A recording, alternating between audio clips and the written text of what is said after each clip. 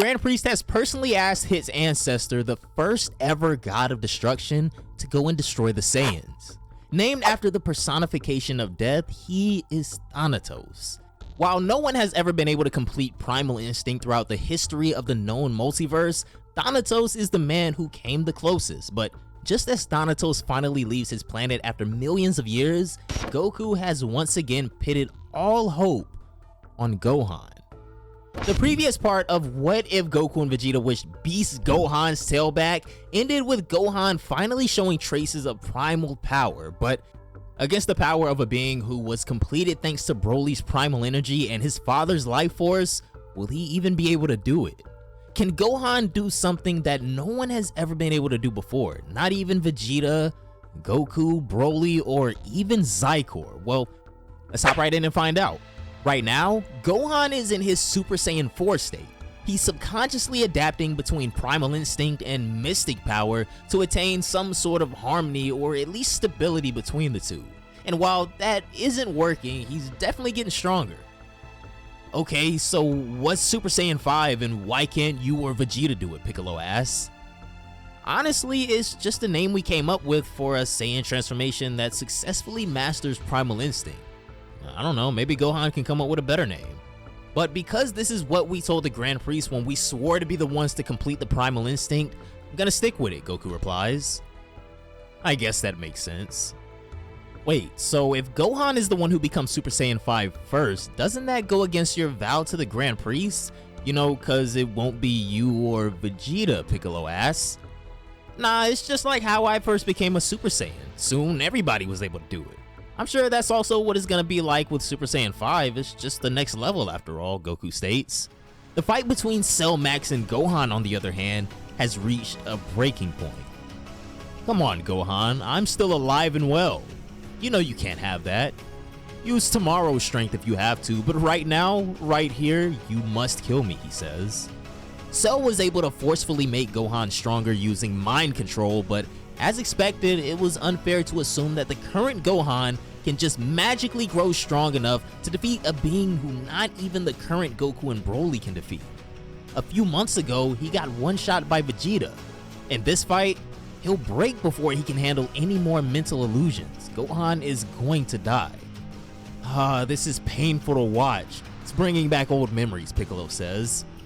I know, but I have faith in him. He's always come through when it counts. Gohan will get through this. Besides, Goku pauses for a second and continues. Besides, the intention behind Cell Max is to make Gohan stronger. Even if Broly or I can manage to defeat him, it also defeats the purpose. That day, Gohan exhausted all of his life fumes and fell on the ground, completely and utterly defeated. Goku and Piccolo are watching this all from the lookout when suddenly he stares right back at them. I know you're up there, Goku. Come and pick up your son before my instincts decide to kill him, he says. The next moment, Goku was already there thanks to his instant transmission. Are you sure? If you kill Gohan, you're free to do whatever you want. Otherwise, you'll be bound to him for all eternity, Goku asks. Yeah, I know, but that'll be such a hollow existence. I'd rather not lose my only purpose in life so early in the game. Maybe I'll kill Gohan, or maybe Gohan will kill me, but it seems the decisive day isn't today, Cell Max states. And just in case, this is when he triggers another horrifying mind illusion within Gohan's subconsciousness, so that when he does wake up again, he has all the motivation in the world to quickly come after him. This one is super elaborate, to say the least. Gohan and Cell Max are fighting in some other dimension. For every minute he fails to kill Cell, someone close to him is killed off, and Gohan can see it happen on the widescreens all around him. First is Goku. Gohan knows his father will be alright, but who wants to be the reason for their father's death? So for the next 60 seconds, he tries to do whatever he can to kill Cell, but he fails. And then would follow Goten, and then Piccolo.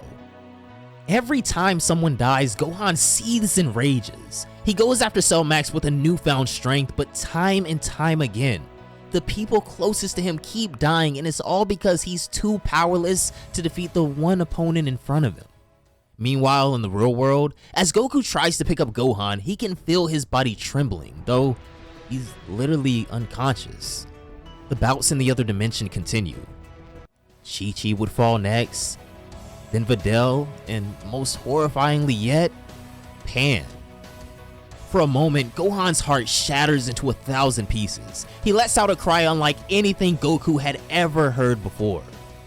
Goku immediately turns around and sees Cell Max, with a slick grin on his face. "What did you do? What are you doing to him? Stop it!" Goku screams. Seeing Gohan in so much pain was enough to make Goku change his usual confident tune. The second time Gohan lets out that same cry while being in the state of temporary unconsciousness, Goku immediately lands a brutal kick on Cell Max.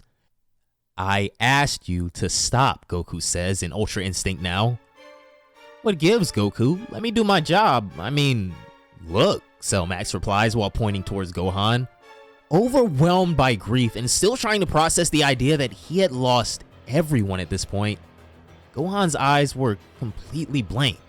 Neither Goku or Cell Max, with all of their sixth sense, could tell if Gohan was even unconscious still or not.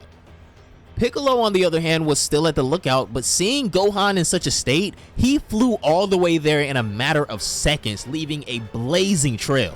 He used the ocean route to try and not to disturb the climate too much, but all of the media outlets immediately start talking about how at this rate, if nothing is done about this random climate change, Asia is going to be underwater by 2030. Goku, for God's sake, he's your son. Just let him live a normal life. Why can't just you or Vegeta be the strongest? I mean, just look at him. He looks like a dead man walking. Piccolo tries to talk some sense into Goku, and of course, Goku has nothing to say in reply. He's not sure about what's going on right now either. But one thing is for sure. What Piccolo said is true. Gohan right now is a dead man walking. Consumed by regret as he realized that his own weakness was the basis for all of those tragic deaths. Gohan loses himself and lets himself be consumed by the primal energy. Yeah, he was a dead man walking, but he'd also become the greatest power on this planet. The Grand Priest, watching all of this happen from Zeno's palace, clenches his fist.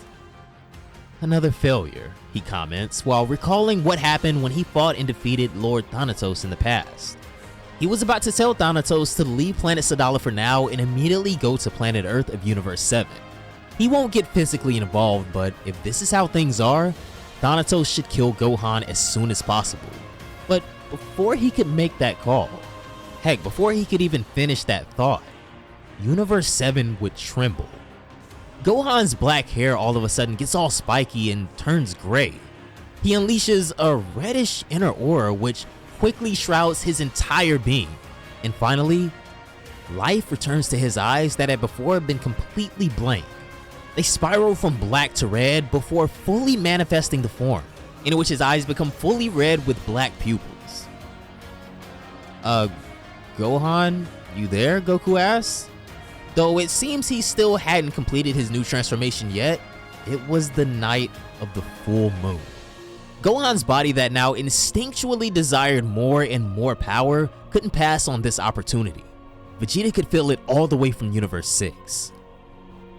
Now we're getting somewhere.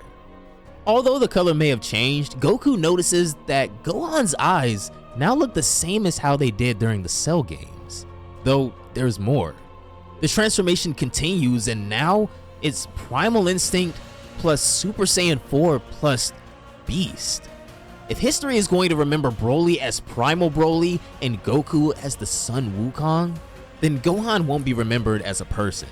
He'll be remembered as a mythological creature, the Primal Beast.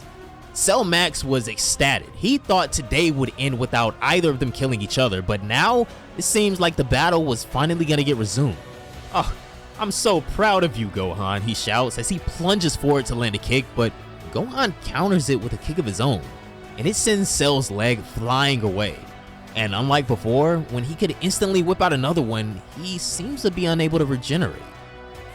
"What the?" Cell remarks while still confused at what happened, but Gohan would go ahead and butcher everything about him. He just completely ripped him apart way worse than he did any of the Cell Juniors. And before Cell Max could say another word, Gohan blasts him off the face of the earth using a primal Kamehameha. From start to finish, all it took was about 20 seconds. Gohan undoes his transformation and would simply fall to the ground. Piccolo and Goku run up to him. "Are you okay? What's 2 plus 2? Piccolo asks desperately. Yeah, I'm fine," Gohan replies while giving him a thumbs up. They take Gohan back to the lookout where Dende would heal him, and then they begin to talk. "Listen, Gohan, I'm sorry. I don't know what Cell Max put you through, but it pained me to see you like that," Goku says, sincerely apologizing. "Hey, it's fine. You made me realize how weak I was, Dad. Now, thanks to you, I'll never lose again. Not even to you," Gohan replies. They both laugh. He then gets up and faces Piccolo. "Back then, if I hadn't heard your voice when I did, well, I'm scared to think of what may have happened. Thank you, Piccolo, for helping me differentiate between reality and that dream. You saved me," Gohan states. Piccolo sighs and reminds him to just brace himself because they have to take Pan to an amusement park later today. It was about 5 a.m. in the morning back at Gohan's house, so he excuses himself and goes back. Once he leaves, Piccolo couldn't help his curiosity. "So, Goku, care to tell me why you didn't mention Super Saiyan 5 in the conversation with Gohan? He did master Primal Instinct, didn't he?" Piccolo asks. "No, that wasn't the Super Saiyan 5 I had imagined. It was something different. Gohan is now in the same tier as me, Broly, Vegeta, and Zycor. He might even be a bit stronger than me, but I still don't think it's enough. Super Saiyan 5 isn't just some combination of Super Saiyan 4 and Primal Instinct. It's the very pinnacle." "Well, Gohan did give me a few ideas at least, so let's see," Goku replies. Subsequently at Planet Sadala, Lord Thanatos has arrived. "Looks like we have a visitor. Care to introduce yourself, sir?" Vegeta says. He saw him coming. "No, I'm just an old ghost from the past, don't mind me. By the way, how many Saiyans on this planet can use Primal Instinct?" Thanatos asks. "2. "It's me and another guy. Why?" Vegeta asks. "Not much. I was asked by someone to test your skills, so what do you say?" "Interested in having a duel with me, young man?" he replies. "The Grand Priest is the one who sent you here, isn't he?" Vegeta asks, but continues. "Whatever, it doesn't matter either way. If it's a fight you want, then be my guest. Next time, it's gonna be a battle between the current King of the Saiyans and the first ever God of Destruction. This will end up being the first part of our final arc of What If Goku and Vegeta Wish Their Tails Back, the complete series, but now it's a race to see who will achieve Super Saiyan 5 first. Goku, Vegeta, Broly, Zycor, or Gohan.